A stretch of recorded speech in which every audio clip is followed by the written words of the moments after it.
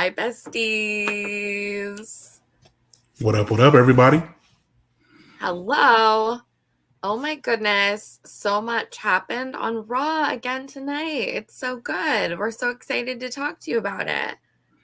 We need to just get like an audio clip of Sheamus and play it at the beginning, just saying banger after banger after banger. Because this is just summarizing Raw from now on. Yeah, it's just that good. It's good. It's that good. It's a good set of stuff going on. And we'll get into it. Let us know who's here. I just was trying to figure out on my phone if I could figure out how to send myself, if I could send us an ultra chat or whatever it's called. What is it called? Slam Chats. Go to Slam Chats. Slamchats.com. Slamchats.com. I can say the most simple thing. I really can. Also, in here somewhere, you can send us super chats. That's what it's called. I just accidentally called it the Russell Talk name as well. That's funny. Yeah, so we can get into it. You know, I thank you. I appreciate you. I do actually think about the besties every time I do my eyebrows. In the morning, I just wake up with the besties to say hello to you. Hello to all the besties at 5 a.m. before my kids wake up, for sure. Well, let's get into it. What was your favorite part of Raw tonight? Yeah, well, to start off, I'm doing the show and I'm here. And I was supposed to be at Raw. So yes. Yeah, that summarizes. Yeah, I was supposed to be at Raw tonight because it was only an hour and 40 minutes away from me, and really wanted to go. And sometimes when you want to do something, you can't always do it. Yeah. It was just financially, because tickets were still a little steep. That sometimes happens, even at the end. Like, yeah, the nosebleeds were fine, but I don't want to go for nosebleeds. Like, yeah, that may just be me. Like, I know that sounds weird, but like, I'm at the point where I don't like sitting that high up. I want to be up and close as close as I can to the action, and tickets for that to anywhere even close to like the 100 level, which isn't even floor yet. Those were even like 200 a piece. Yeah. So like, nah, I already dropped a good dime bag on SummerSlam. So there you go. I'm just gonna chill until SummerSlam and watch it at home like everyone else. But enjoyed. I mean, our buddy Drew McIntyre came out to start Raw, right, and got everything started with the bang right away. Yes, so exciting. Where do you think Pat McAfee was? I thought it might be a part of the storyline, but then I also don't. Now I don't know. Like, I think it's 100% the storyline. It is. Because Pat McAfee is in Indy. If I'm wrong, correct me if I'm wrong. I mean, he's definitely there. So he interviewed Triple H earlier today. Yeah, on his show. So like, yeah, he's there. So I'm 100% saying it's the storyline because of the Wyatt 6 happening on his show today. Yeah. He was missed tonight. I love The Miz. But we really noticed how much we missed Pat tonight. I was missing Pat.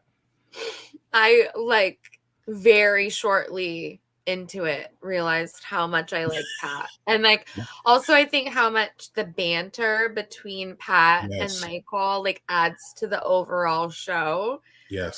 There were so many times where it was just I think it was during Gunther's entrance, I realized I'd never actually sat there and listened to the word. You know what I mean? I haven't actually listened to it because it's not one I would seek out to listen to in the car like I do with some of the other things. But yeah, maybe now I need to because it was interesting. But yeah, it was pretty good. I miss Pat. Yeah, but the Miz ended up having a title match at the end of it all. I would say I feel like the Besties should honestly rebrand in some way as Psychics, because truly if you were in on this with the Besties, you would have already heard DC Hendricks tell you many moons ago, at this point, at least 2 moons, I think. Maybe. that Liv Morgan revenge tour is no joke. She was going to take everything from her. And they closed the show tonight in such a funny manner. So we'll talk about that. The main event. Okay, so Miz is on commentary earlier in the show. Then Liv sort of, I'd say, bamboozles is a fair estimation.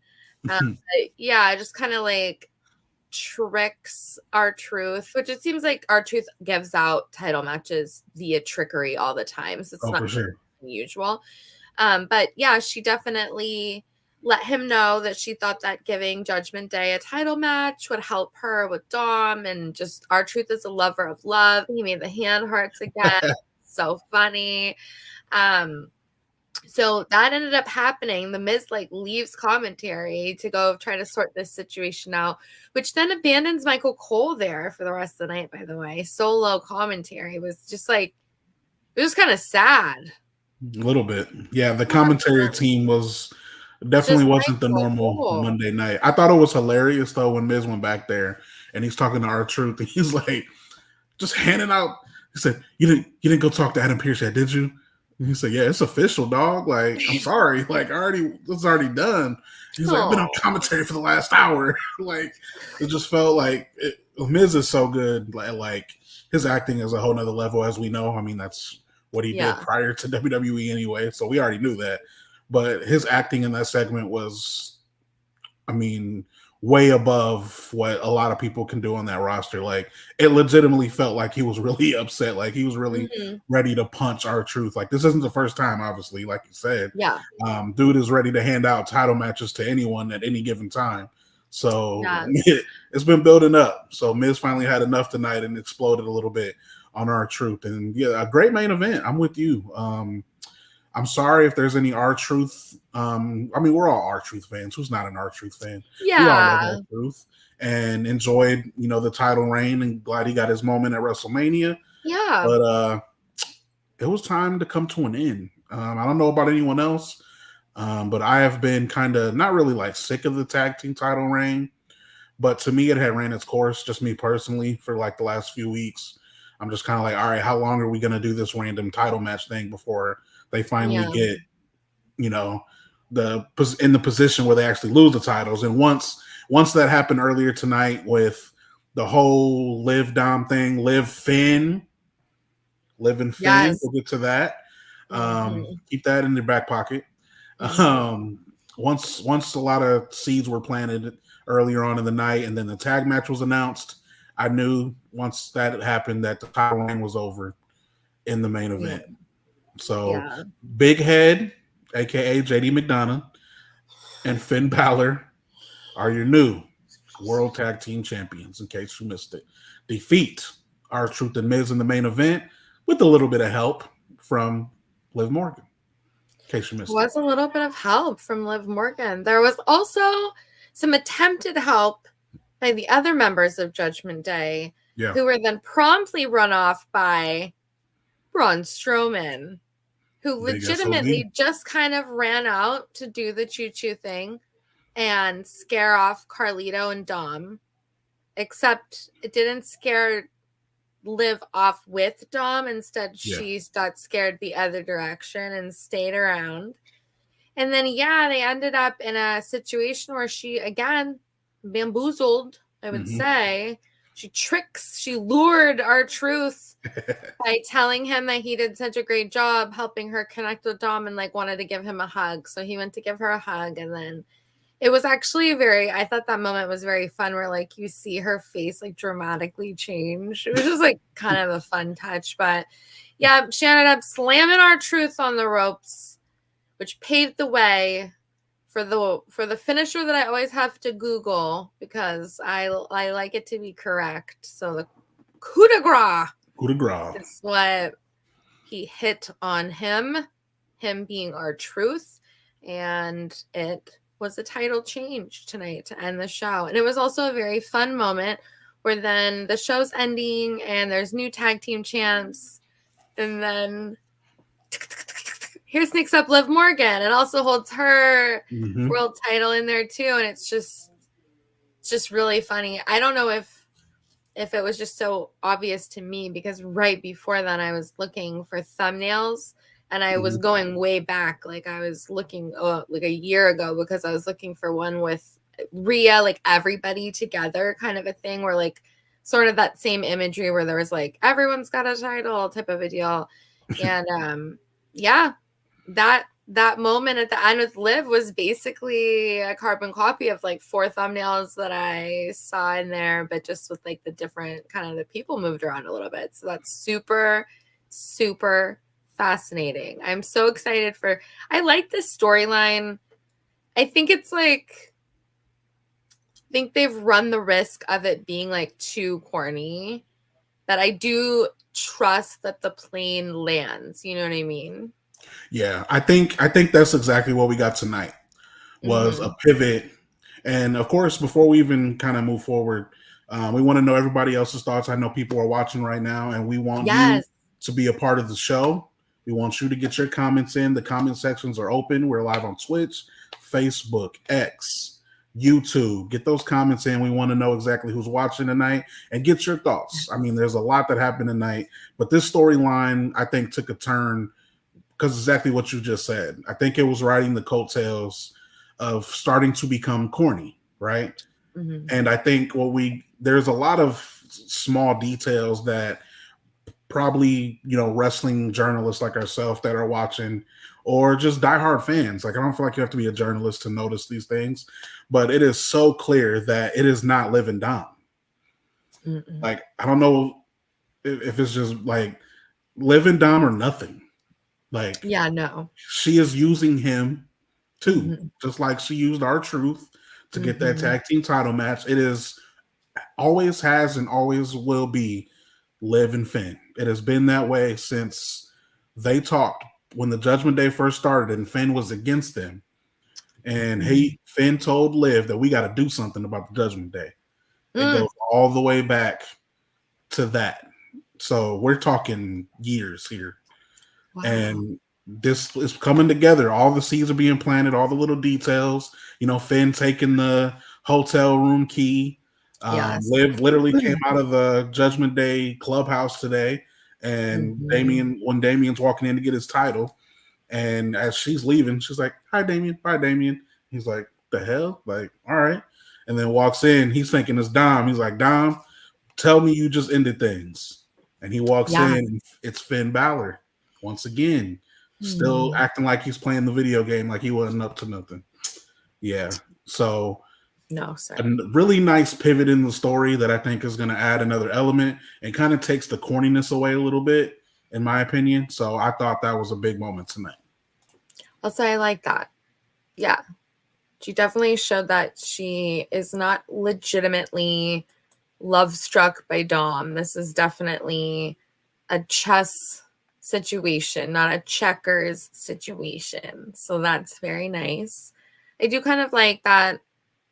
I like that development. I feel like it keeps it engaging. Yeah. I mean, and it's like, I have to give credit to Liv once again, like completely owning this character, putting together a great title reign, and she hasn't even defended it.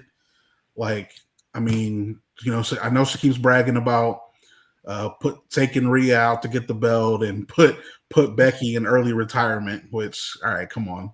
Like, we and it's funny because we all know that's not what happened, but like Liv is just owning, and she knows that's not true, but she is still, finding that as a reason to brag, like, I'm the best there is, I'm on top of my game. This is what it, and it's always been her plan. So I just want to give credit to Liv because there's a lot of people that take and tear people down, right? Like, look what we did to Liv before. Like, her title reign on SmackDown was absolutely horrid. Like, the way it ended was horrible. Like, literally booted off of her and had her lose it in terrible fashion.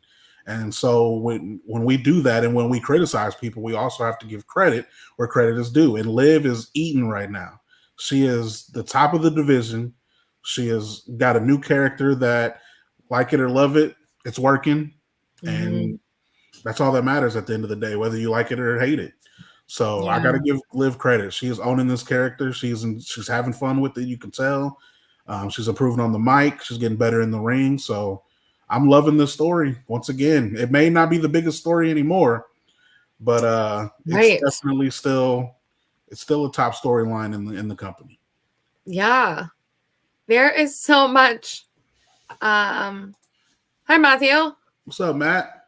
I don't know. I didn't read a lot of news today, but it wasn't tonight. We didn't see her tonight. Jeffrey's here too. What's up, Besties? What up, Jeff? Oh, that. I mean, it's pretty good. I mean, I can't blame you for that. But I'm glad you're here now.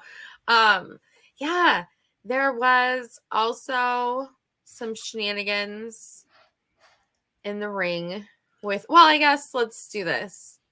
Chad Gable last week when we last spoke to you all. Yep. I didn't realize. I think I mean, this might be something that's fun about our show is I don't have a lot of time during the show to do a lot of engagement in the discourse. You know what I mean? So I might open Twitter and get to say something funny, but then I have to close it again and go back to what I'm doing. I don't get a chance to see what other people think. So I had no concept at all. To my recollection, I don't know, you guys can clip it and pull it back to me, but I didn't think Chad Gable was dead. Right, I don't think that we thought dead. I know that we thought bludgeoned, but I don't think that we were thinking dead. And then that's just an interesting sort of commentary on how the zeitgeist in the internet wrestling community works, right? Because we have this conversation and then I would say 3 days later, I'm totally gaslit thinking that he's dead and that I was meant to believe he was dead. And you know what I mean? I have this whole thing. Oh yeah, that's what everyone's saying. They're smarter than me. They know better than I do. You know, of course, if that's what the internet says, that's the truth. And then we flip it around and then they had Adam Pearce saying no. And then there was a whole nother thing that was, oh, Adam Pearce is possessed. That's why he's saying no. And it's just no, I just don't think Chad Gable was dead, you guys. He just wasn't dead. So he proved it tonight. Certainly not dead. I don't think that it will become a zombie situation in the future. I really don't think he was dead. It was just, like Jeffrey says, unconscious. He was unconscious. I do think he was just bludgeoned and bloodied, but still able to rise from the ashes of his trauma in order to succeed tonight. So he was able to take out 2 monsters. I honestly don't remember one thing Braun Strowman did in that match. That's so mean. But I don't remember him being in it. Yeah, he didn't do a whole lot. I mean, he got amped up a little bit right before he got taken out by the Judgment Day. But that's really what it is. Yeah, he really didn't. Again, though, this was another match where I feel what actually happened in the match didn't matter. And I know that sounds really weird to say. But I feel that was a match where all that mattered was the result and the aftermath. Yeah. And so Chad Gable wins the triple threat to qualify for Money in the Bank. It was Chad Gable, Bronson Reed, Braun Strowman, which I'm really glad Chad won. Not the biggest Braun Strowman fan. I've said that before, at least his character. Bronson Reed, I feel is a guy that, not that he doesn't need Money in the Bank to get a title match, but he just doesn't, he hasn't even been able to get the, the IC belt. He's had multiple chances, so many chances, which Chad Gable has too. But there's really not a story with Bronson Reed right now. And where Chad Gable, you got this perfect story that makes sense for him to qualify for Money in the Bank or at least be in the match. Mm-hmm. And I'm really glad that they got it, that they went with that route. So Chad Gable wins the triple threat after the Judgment Day takes out Braun Strowman. So we're getting a Judgment Day Braun Strowman feud, I guess. I guess that's what we're doing. We'll see how that ends up. But they take out Braun Strowman. Chad Gable moonsaults Bronson Reed and pins him 1, 2, 3. And Chad Gable qualifies, goes backstage, and trying to beg Alpha Academy, oh, I'm so sorry, I made a mistake. You know, that ex that tries to come back after being away for a while. They try to come back, oh, I miss you. You know, I'm so sorry I'm so sorry I hurt you. Yeah, bro, deuces. Yeah. Otis is done. Otis is done being Finished. disrespected. The day has come. Done. Told him straight up, look, because Chad Gable used the word family. He said, that's what families do. We fight. And Otis said, no, you don't hurt family. And pointed to Maxine and told him, we're finished. I meant what I said. And Maxine, I thought it was interesting, though, that Maxine, after Otis went in with Tozawa back in the locker room, Maxine told Chad that she was going to try to talk to Otis and try to give him time to calm down. I thought that was kind of different. So we'll see how that goes. Maybe Maxine's not all the way on board. Maybe Maxine going a little heel route. But right after that, one of my favorite moments. I won't say my favorite. I almost messed up. One of my favorite moments, the Creed brothers finally embraced Chad Gable along with Ivy Nile and asking him, are you good, man? You good? And he's like, I need help. They tried to cut that part off, but Chad right at the end before it cut off said, I need help. So we're finally getting Chad Gable teaming up with the Creeds and Ivy Nile, and it's going to be glorious. And I'm very excited for that. Yes. I love the Creeds. I love the Creeds. And especially Ivy Nile. Ivy Nile is so underrated. Like, hopefully this helps. Yeah. She is underrated. We haven't seen from her what I do think NXT fans know she's capable of doing. For sure. You missed a part. You left out a part of that. Chad Gable didn't just walk to the back on his own volition, did he? That's right. He got spooked out of the ring. That's right. Can't forget that. Oh my goodness. That was kind of fun. Okay, so there was like a interruption. I bet that's great for the audio fans. Hold on, do that one more time so we can clip it. Do that one more time. So there was that. And then there was like smoke, which was really fun because I feel like that I personally saw the moment that somebody popped up and like put the smoke thing, because like all of a sudden it started billowing out of like this one corner, and you could definitely tell it starts in one spot and then it like kind of goes around. So it was really fascinating to watch how quickly those visual effects actually take shape. Because that was something we talked about last week. Like, how long did that take? Like, you got to get the smoke all over the place and like make it look so crazy in there. But so that was fascinating. So they were able to like smoke up the ring really fast, but not too much. And then let's see. What is the chat? I would love to know the consensus. I've got at least one vote. Abby the Witch, Nikki Cross. Okay. But like, are they still, do you guys think, is she still Nikki Cross, or she's a completely different person, like a fully different name and we just don't know it yet? I feel like I heard Michael Cole say it's Nikki Cross. Did I, or am I tripping? Oh, I might be tripping. Maybe I'm tripping. I'm not sure. But I'm assuming that she's technically a different person. I'm assuming she's Abby. I mean, I kind of think that they will have totally different names. Yeah. And I think, yeah. So, okay. Ditto. Me too. But she sneaks up behind Gable. Yeah. And fascinatingly, in my opinion, do you think that Gable looked scared enough? Nah, he didn't sell it good enough. Especially after what happened last week. Like, that's it, bro. Like, you should have been way more frightened than that. Didn't sell it, or he's somehow in cahoots? Possibly. I just think he didn't sell it as much as he could have. Like, it's also like just possible that he thought he looked scared, but like he wasn't. Yeah, I think he could have went a little further. Yeah, I'm very creeped out by it. Like the crawling aspect. Yeah. Like, we can swear, I think that fucking freaks me out. Like, I hope so, because I've been cussing like every episode. So both times she's popped like, oh my god, no, I hate it. It's so scary. It really is a striking visual that freaks me out. It doesn't matter that I know it's like PhD homegirl under there. I'm still like very frightened. It's a good kind of frightened. Yeah. I think that and I don't know if I don't know if this is an experience a lot of people have had, but like when you go to Disney and you meet the characters, if you meet like a scary one and you feel like creeped out by it, you know Darth Vader is not going to attack you inside Disneyland. He's not allowed, and this is his job, so he's just trying to get weed money, you know what I mean? He's not trying to mess with your baby. Right. But you still have that fear of like, oh, this is so scary.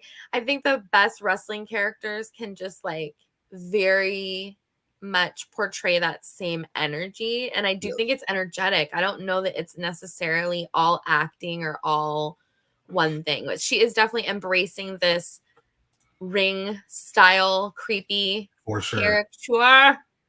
Oh my gosh, look at this. Yes. I seen a hilarious TikTok on that.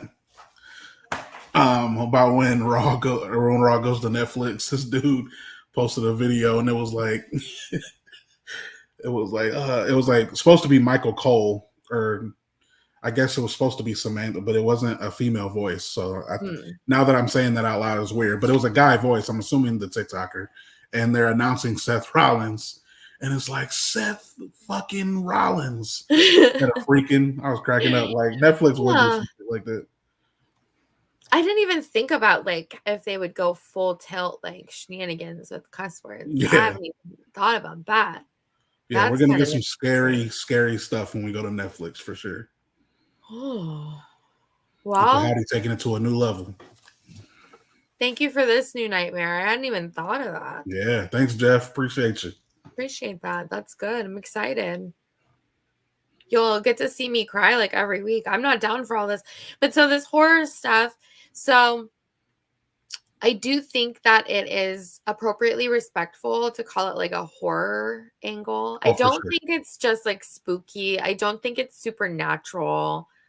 And I've been, and I don't know if everyone is like this, but I am super intentional about my language and certain things because I just don't think it's fair, especially because I do think that enough people read like the recaps, like the stuff I'm putting out should not be slanted at all. You should not know what Amanda likes or doesn't like, in my opinion. So I'm really intentional about the language. And I just think this is such a captivating horror angle. Like that really is what it is. It's not anything that isn't already going on in a horror movie. So for horror fans, I think this is probably hitting in a different way, as the kids might say. But so Nikki Cross or Abby the Witch or whomever she may be in this moment now crawls up. She has a box. She's so spooky and scary. I mean, like just spooky, appropriately spooky. It's not like corny at all. We just got done talking about that. She walks up to Michael Cole and she sets down a box and then she just dips. She just does the dip. She doesn't really say. There's no discernible emotion because she has the mask anyway, but there's not even like, there's no hitch in her giddy up. She's not going particularly fast. She's not going super slow. I mean, it's just, she just leaves just like as creepily as she appeared, she disappeared again. And then they open the box when they come back from a commercial break. And Michael Cole pulls out a VHS. So this is another one I would love for the chat to know. Have you ever seen one of those in your real life? Like in your home? I would love to know. Please tell me if you're on Twitch, if you're on TikTok. No, we don't have that, do we? That's not on there. Oh, Facebook.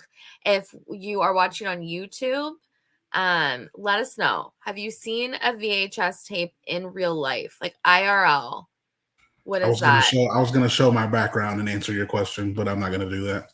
I know that you have for sure because they're in there now. I thought that was really hilarious listening to Michael Cole.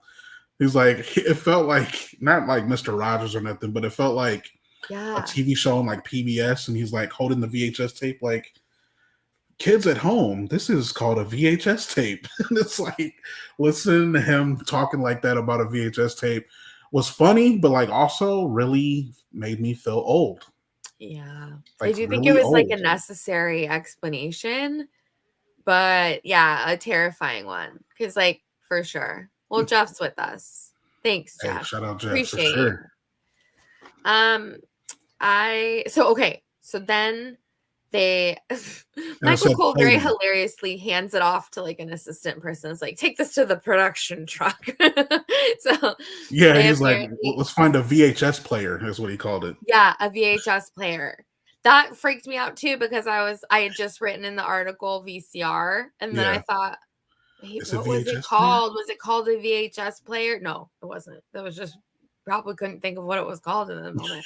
But so they go and they play the footage, they roll the footage, and it is actually a stunning, dramatic, emotional, and I said it then on the Twitter machine and I'll say it again.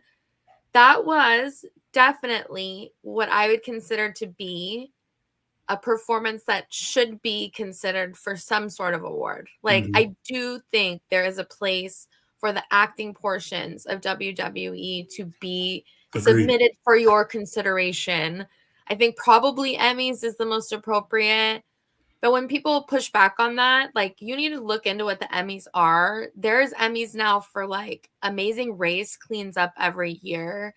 That there's a lot of reality. There's a lot of different categories now. It's not necessarily only serialized dramas. So if there isn't a space for WWE to fit, I think that this fandom probably has a space to ask for it to fit somewhere. Yeah. I think we do definitely get fixated on the internet focus, right? But there's 1 billion subscribers to that YouTube channel, billion with a B. So we're not the only people watching it. Like, the same 150 people that you see squawking all the time are really a very, very small percentage of the overall fandom. So I don't know. Let's look into that, because Taylor Rotunda gave a truly stunning and beautiful performance that I felt like was, yes, Jeffrey puts it best. This is what I think is quintessential about professional wrestling, and like one of the parts that is the most fascinating is that it is that space between. Yeah. It is that suspension of disbelief, but it is that space between, because you can get there or they can put us there. And this was one of those situations that you didn't need to check out in any way to feel those real emotions. I don't always stop when things are happening when I'm writing. There's been a few times where I've definitely stopped, and this was one of those times. So like, whether or not, I didn't write it actually. Yeah. We usually leave the so I didn't have to write it, which is good, but I definitely couldn't, even if I had to have, I don't know that you can synthesize what the segment is about. Like, how would you describe it, I guess? Yeah, I mean, I would describe it as just Bo Dallas talking to his alter ego. Yeah. And it's like an interview between Bo and his alter ego. And his alter ego is just asking him, you know, how have you been dealing with the recent loss of yours? How have you been? And asking him about his brother. And yeah, it was, I mean, as best of work as you can ask any wrestler to act. Like, I'm 100% with Amanda that this should be nominated. Like, we were all talking like Bloodline should have got stuff. Oh yeah, then this is on like, this is like level. Yeah, this is on a whole nother level, a whole nother scale. And obviously it means a little bit more because it's deeper and it's real. Like Jeff said, like, this is real stuff. Yeah. You know what I'm saying? And I just think the way I would just summarize it all, and I just think Bray would be very proud if he could see it. Yeah. If Bray could see what this is, it's beautiful. And it's just getting started. Like, I think, and that's the best part about it, is this is only week 2. Right.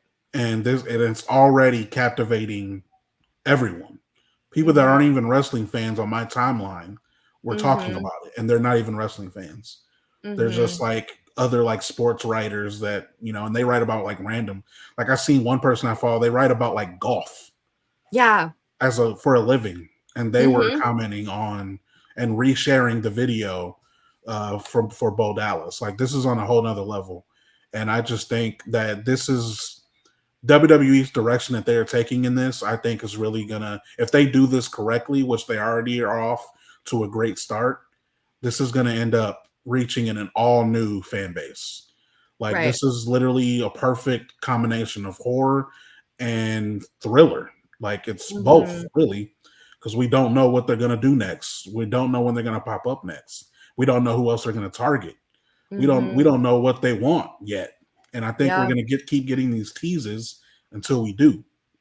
But that whole interview with Bo Dallas and his alter ego Uncle Howdy was absolutely phenomenal. Like I really can't summarize other than just saying perfect horror movie scene, like, and a great introduction to. And it, you know, if I'm wrong too, I mean, this is the first time we've seen Bo Dallas, in a long time, like, actually on a WWE screen, like as Bo Dallas, you know. So it was really deep. I mean, obviously that was the best part of Raw tonight. I think we were all waiting for the next step and the next page of what we were getting from the Wyatt Six. And once again, tonight I'm captivated and I am on the edge of my seat waiting for what's next. It is, I think, a very exciting time for everything going on in WWE, but particularly as we're getting into this like last sort of 6 months. I know it sounds like a long time, right? 2025 sounds like so long, but it's really not that long. So, and especially in the span of a storyline or something that you're telling on television.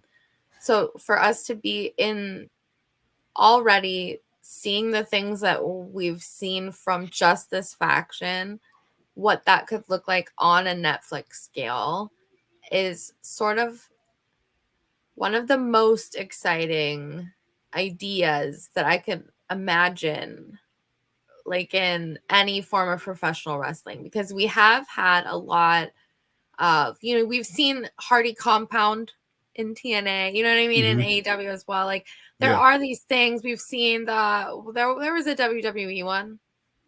What was that? Oh, like the graveyard, like the cinematic things that have happened in the past. Undertaker, but there hasn't been AJ Styles match. Yeah.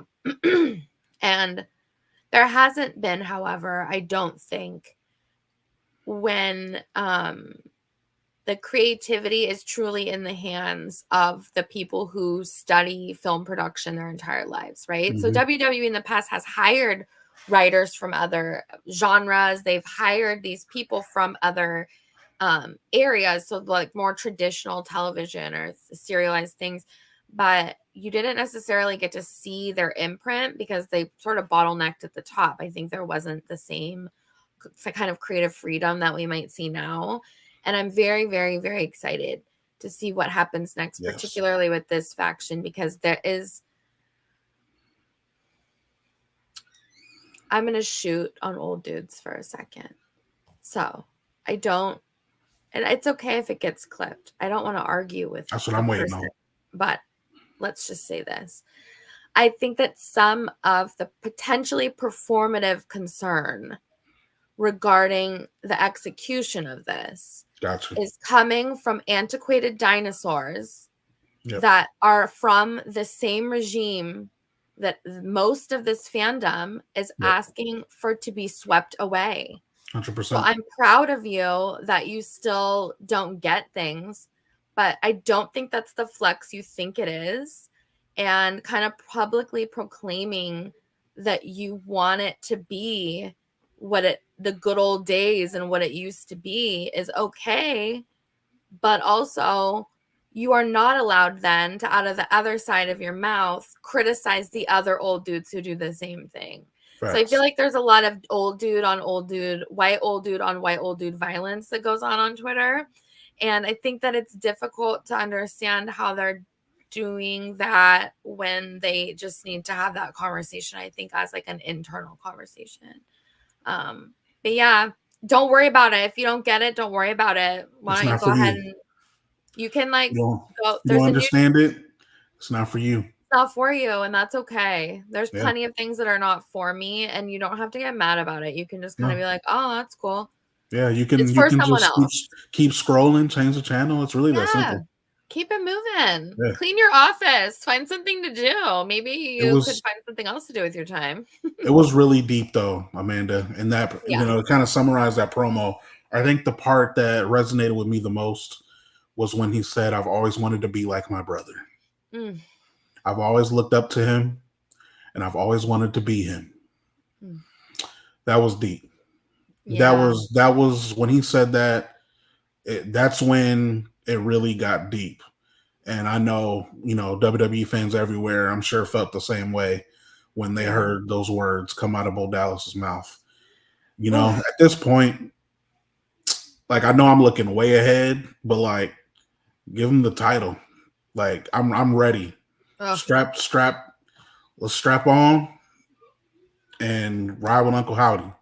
I want every bit of this for as long as possible because I'm loving it. Like, I'm not even like a horror movie kind of guy.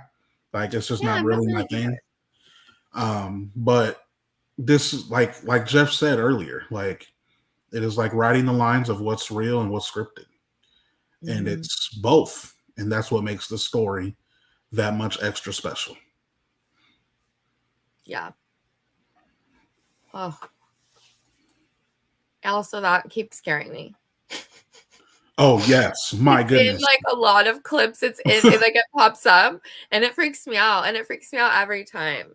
It is truly, it's a fun little addition. I do enjoy that. Absolutely. I think professional wrestling is the best when it integrates different genres of film and television. And I think we typically kind of sometimes shy away from the romance type stuff, which I can understand why, because it's a little bit, get a little goofy. Yeah. But I'm excited about these horror elements, and I think that it's going to be really fun. Wrestling is supposed to be fun, and it's getting fun again. Yeah, it's fun. It's supposed to be fun. And if you're not having fun, I don't know. There's like maybe something else for you. Yeah, I'm ready. I mean, this season's crazy, Amanda. Like, Money in the Bank is next Saturday. So we got one more Raw next week until Money in the Bank, which the card is stacked. Yes. Like, the Money in the Bank qualifying matches were almost, like, the men's is almost concluded, I believe. We only got like a couple more slots on the men's side. Two spots. I remember writing two spots left. So I'm ready. I mean, wrestling's fun and Raw is fun right now, which is obviously great for our show. Because remember when we first started, it was like, admittedly, kind of hard to watch the 3 hours at the beginning when we first started. And I also remember thinking, like, I don't have anything to say because I don't have anything. I don't want to be negative. Like, I don't want to put that into the world. So I don't like that. Yeah, Amanda's not going to do that. Leave that to me, because if I don't like it, I'm going to say I don't like it. And if I don't like the wrestler, I'm going to say I don't like the wrestler. Because I don't care what any of you have to say to reply. I'll be ready to argue. So I'll leave. There you go. That's me. Exactly. You know why I don't like to argue? Because once I unleash the beast, it's like too far gone. You know what I mean? Like, I just can't, like, if I get too, like, if I get there, people can get me there 24 hours a day. And that's just like probably not a good way to live. But yeah, I always think I'd be funny on like an argument based panel. Because I can turn it on for like 5 minutes, but I have to be also probably not that convinced of what I'm saying. So it's hard to say. Yeah. I mean, so much. I mean, I know we talked about. Yeah. I'm telling on myself that this isn't my living room. So I got to figure this out. What did I change? Oh, I took the blanket down. That's you did. Why. You did. We did. It's summertime. Yeah, I don't need the blanket anymore.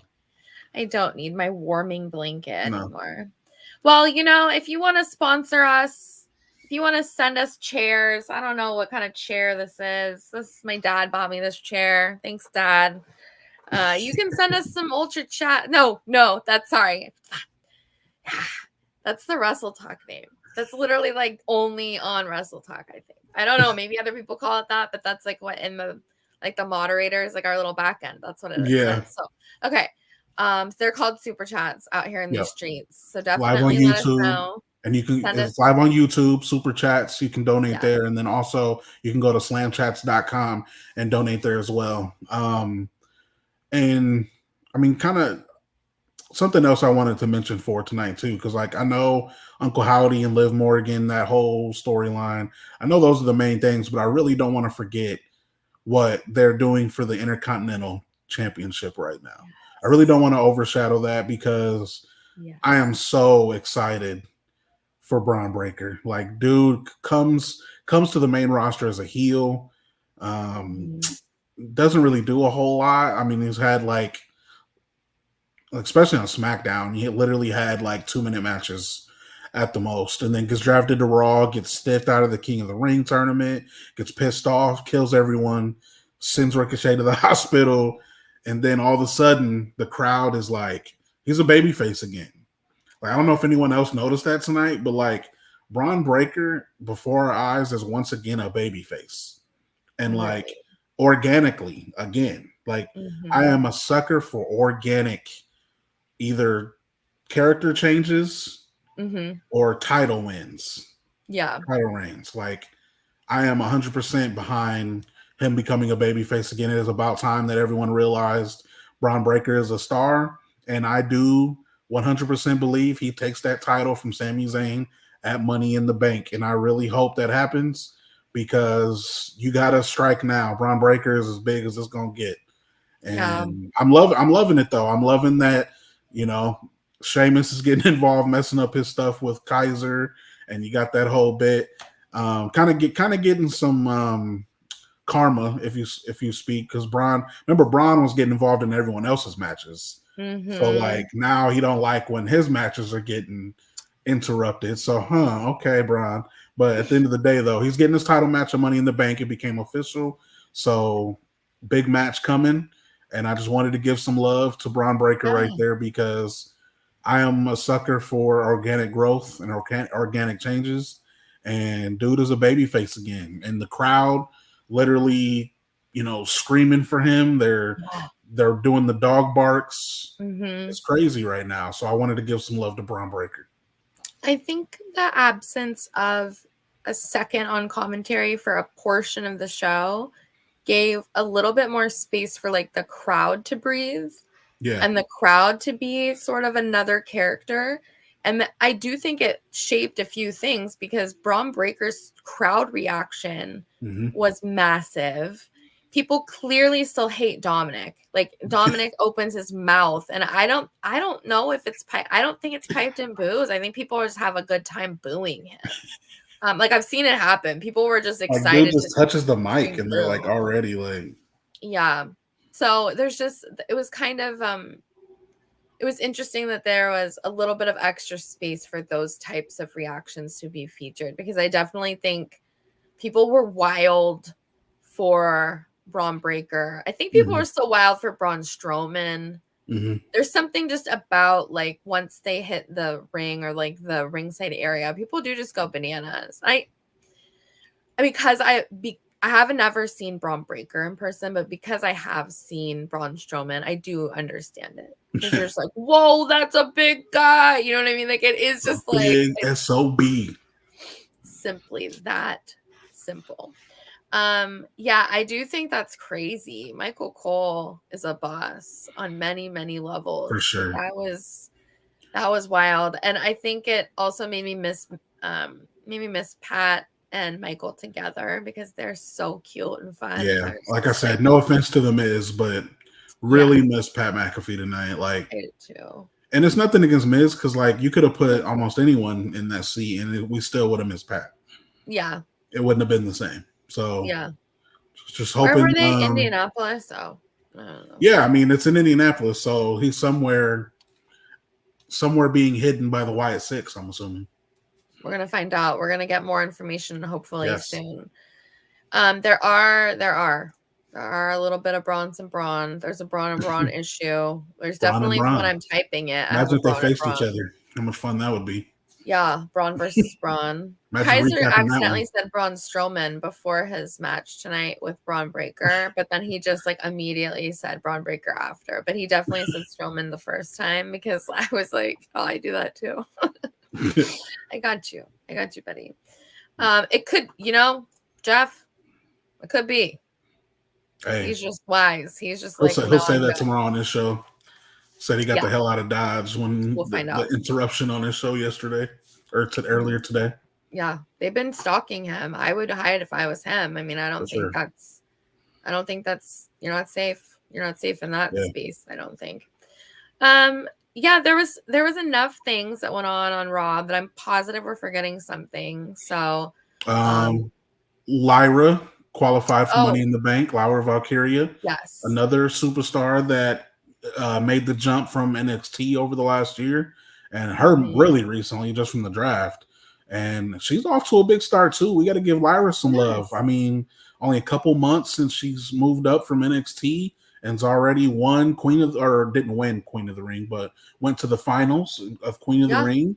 And now is going to be in the Money in the Bank ladder match. So shout out to Lyra winning the triple threat. She beat Kairi Sane and Shayna Baszler in a triple threat tonight. So women's Money in the Bank starting to stack up too. It's looking good. There was definitely a tag team match between Unholy Union and Katana Chance and Kaden Carter. Mm-hmm. And I do think they're going for like Damage Control, trying to get back into the title hunt. I do probably think it might implode. I don't see those three sticking together, to be honest. I am really happy for Isla Dawn and Alba Fire for winning the titles, but I felt so bad for that crowd reaction for their entrance. Yeah. I felt so bad. Like, I think it's really early, so maybe it's going to take like the mainstream audience to kind of get used to them because, you know, not everyone watches NXT and seen Isla Dawn and her in NXT or NXT UK. So maybe they're not, you know, as familiar with them as, you know, the wrestling enthusiasts like ourselves. But I felt really bad for both of their entrances. Like, crowd was completely like, how are you dead for Kaden and Katana's entrance? Like that, everything about that entrance is turned up. It's fun. Yeah, it's fun and happy. And it's like their music's playing, and then Samantha says their names, and then total silence in the background. I just felt so bad. And the match was good. And it's like, yeah. And, you know, with everything else going on, it's easy to forget that kind of a match because there's not really a big story other than Damage Control coming out afterwards and attacking the Unholy Union to say, hey, we're not going anywhere. We want our titles, yada, yada, yada. So easy to forget with everything else going on, but definitely can't forget those tag titles. I felt like Jade and Bianca really elevated those titles. And so I think we got to put a little bit more respect on them belts. Yeah, for sure. I also think there's a pretty stacked field on Raw that's sort of waiting to have that showcase, you know? Yeah. So it's very exciting times. I don't know how many people watch NXT as well, but I would say that I never realized before, like I was not an NXT person before I actually am professionally compelled to watch it. And I think that not only NXT, but NXT Level Up is the cutest and funnest show because you really get to watch people from potentially their very first match. So then by the time they're on the main roster, you kind of maybe understand some of the more hardcore fans' fondness in a different way. Because to me, Kaden Carter and Katana Chance are still they had other names that were much harder for me to spell that I always had to Google. Was it Cat Alonzo was one? Yeah, what were their names? They had different names. Yeah. They were a tag team still. They were besties, but they didn't seem to be having as much fun as they're having now. So when you see this entrance with this smoke machine thing and they get to be kind of this fun rave girl vibe, you just that might be an experience that is I was very disappointed in my home state with that entrance. My home state disappointed me with that crowd reaction. Yeah. Put some respect on the ladies' names. Put some respect. Even if you don't know them, just picture this, right? Even if you don't know who they are, you should probably just go bananas anyway. I don't get the idea of being silent unless it's at a protest. You know what I mean? If you're but people aren't. I don't think people are protesting Isla Dawn and Alba Fire. I think they just are oh, who's that? Who cares who it is, man? They're on the show, right? Like, trust and professional believe. wrestling.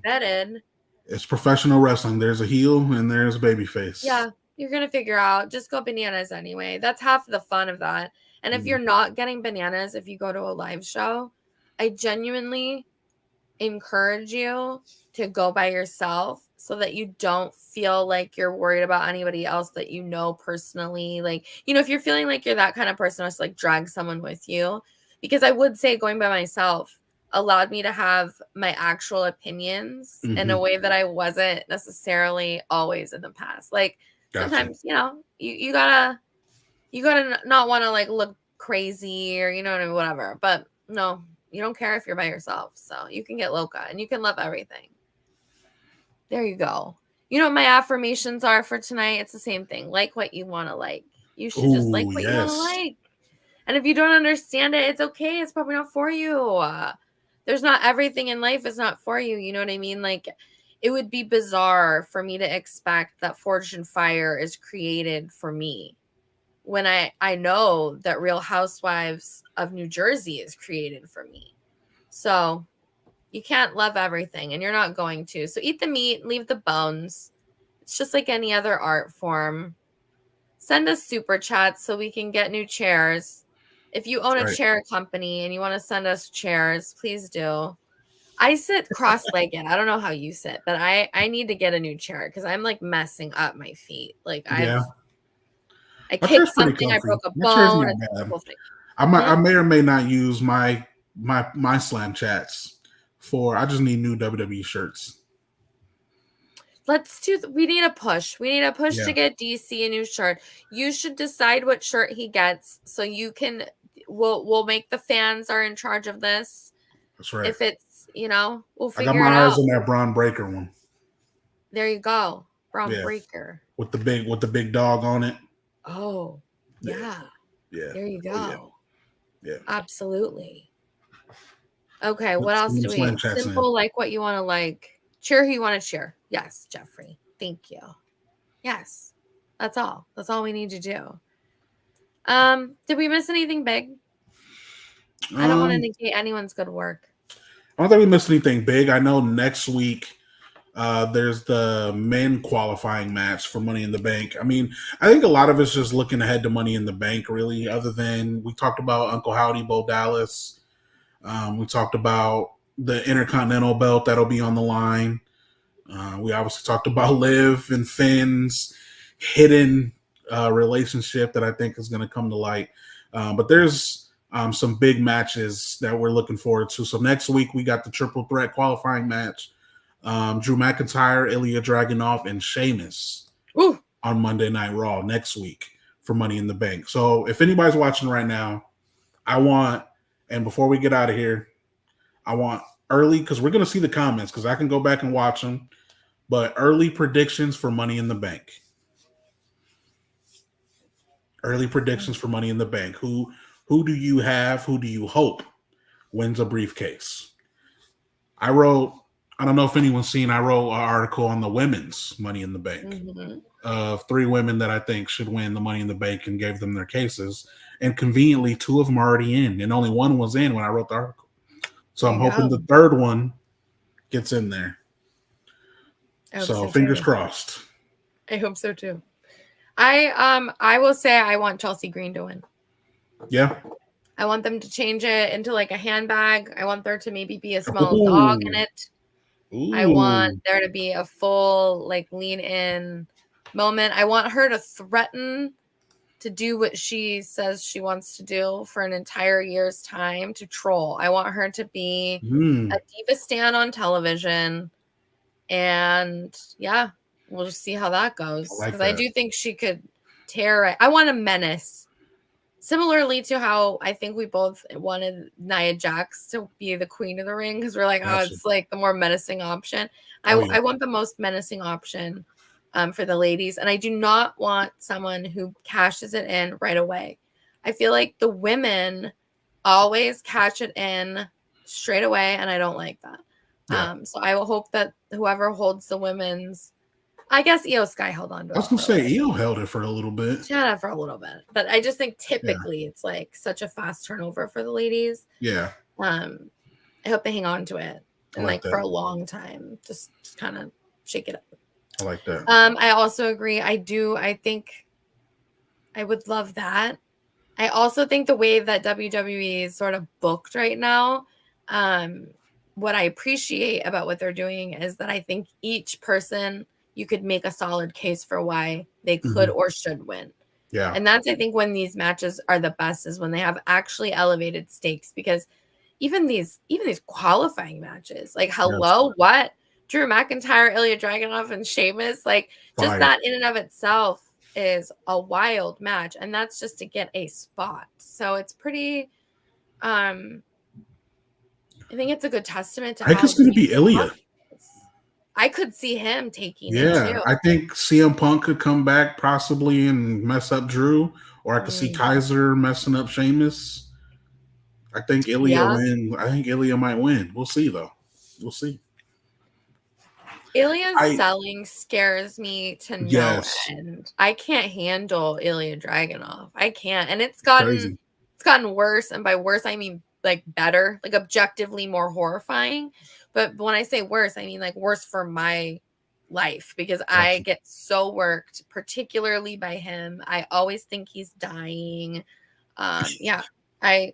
So crazy. One more thing before we get out of here. Yes. So I've told you and the viewers multiple times over the past few weeks that WWE cannot mess this up and Jey Uso should win Money in the Bank, right? Yes. I've changed my mind. Yeah. You changed your mind? I don't think Jey Uso should win Money in the Bank. Who should and when we talk next Monday, you will know who I say. Oh, he won't tell us. Oh, I will have an article out. Excited. Oh, you have an article? I will have an article out saying who I think should win the men's Money in the Bank. And it's not going to be like the women's where I had like 3. It's one person. It's just that person. It's just that one specific person. I'm so excited to read it. Oh, so that's something else we can talk about next Monday. Yes. Follow DC Hendricks on everything. Tell the people where to find you. Follow Amanda as well while you follow me. Yeah, you can find us. You'll find us at the same time, probably. They'll recommend, and then you can get in with the besties. You know what else? If you're watching this, I would just recommend that you subscribe, because it is free. Just take a 7-day free trial. Subscribe for 7 days. If you notice this channel popping up and you didn't use it, that's cool. Unsubscribe. It's okay. It's okay. But I do think you'll actually find that if you peep around, you'll find things that you really enjoy. And you'll also hear just from like a very, and I don't mean diverse as far as melanated. I mean like literally life experience, age, like ability. I feel like there is such a wide range of who presents on this channel that it's incredibly cool. So you'll find somebody who resonates with your voice. I think almost whatever your voice might be. I can't think on that. I've got the suburban moms covered. So here I am. I'm here for you, for the MILFs. For the MILFs of Raw. No, we can't. No, don't Google that. Don't say that. Don't. For the kids at home viewing. Yeah, please don't, actually. Please don't. My son talks now, so he repeats every damn thing. Everything. And it's great. And I'm blessed. And I just praise the Lord for that every day. But yeah, I've had to switch it up a little bit. Because in the car, I can have a potty mouth in the car. Oh yeah. So I dropped an oh shit in the car, and I heard him go, ooh, and I was like, oh no. He knows not to say it. That's even worse. Yeah. He likes oofaloof. Yeah. That's his signature. And it's And he also says oy vey, but he says, oh, how does he say it? He says it different, but oy vey and oofaloof are pretty good. So it's a good one. Okay. Well, we'll let you out. We'll let you out of here. Cliffhanger. It is a cliffhanger. I'm so excited to find out. I need to read more. I can't wait. Thanks so much, besties. Always appreciate you. Next week. We always appreciate the support. Share it around. If you watched it live, that's cool. But there's other people who don't watch it live because the views creep up. I see those views creeping up. I don't know who's watching this, but I'm so excited about it. So leave a comment. Let me know who you are. Because there's like, no, really, there's like at least 40 of you who watch it every week. And I mean, like, that's really cool. And so you should identify yourself, but not in a creepy way. Just like say hello. Okay. Okay. Bye. So have a great week. We'll see you soon, besties. Peace and love. Oh, I always push the